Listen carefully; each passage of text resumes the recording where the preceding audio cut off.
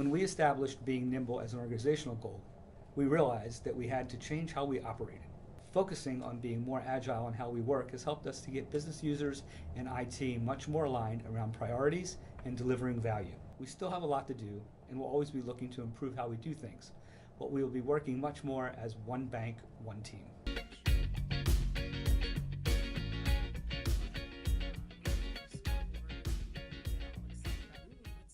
But Scrum basically is just a framework. It's just a team working together. They're practicing collaboration, and they work in iterations, and then they work together to deliver value. A sprint is just a set time container.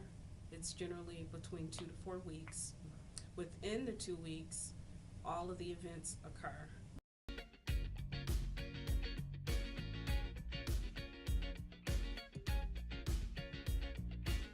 I participate in daily Scrum, make sure that it starts and finishes on time, make sure that we discuss every product backlog that's been taken into a sprint.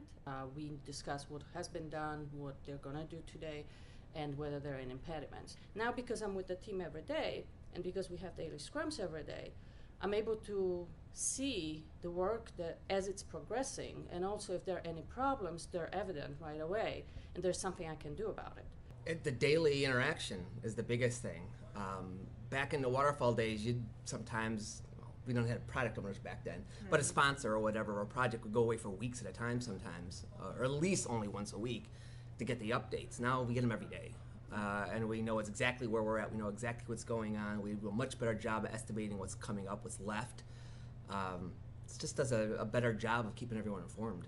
Yeah, I think the 2-week period is knowing that something's not going to work or if it's going to work. So I think that really is important, especially as a product owner.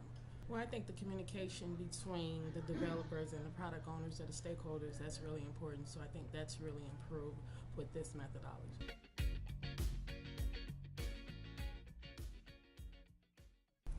I think the biggest thing is it's more of a group project than a team of individual achievers, so everything's more coordinated and there's a lot more communication and sharing of knowledge between the team members, so that's a really good thing. And I think it's great to push the empowerment to people, give them a set of rules or guidelines that says this is what's important to us, and allow them to handle some of that prioritization. The people on the team have become more T-shaped with their skills, so they know more, a little bit about different things that they didn't work on in the past. There's more transparency throughout the organization, not just our team. So people outside of IT can easily see what we're doing in a given sprint. So when you talk about things like knowledge transfer or continuous improvement, so I think in the past we would have thought of those as something separate.